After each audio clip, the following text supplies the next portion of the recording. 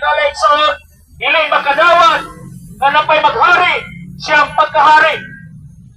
Kung muna higalaigsoon, muna natawag, nga kini sila, usaman kasakop sa mga Romano. Isa sila kakuha sa ginatawag na Roman Emperor higalaigsoon. Pero higalaigsoon, subok kay pamalandumon ang anak sa Diyos, mikunsan sa kalibutan nagpagkatao. Pero daghang nadamay nga mga inosenteng mga kabataan na ilang ipangpatay.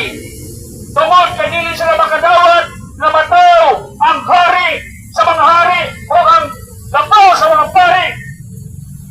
O kinihigalaigsoon walay lain si Ginoong Hesukristo, ilang giluto si higalaigsoon.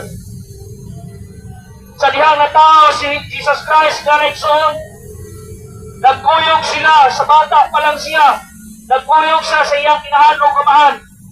O kinihigalaigsoon si Jesus Christ, siyang edad nga 8 anyos, bilakaw siya, o nagwali sa mayong balita, nagwali siya higalaigsoon, mingon siya, na ako nagawali, dili para sa akong kaugalingon, apan nagawali ako para sa akong Diyos, o ang amahan, o ang amahan niya kanako, o ako na sa amahan, o isikin sa'y nagakita kanako, nagakita man sa amahan.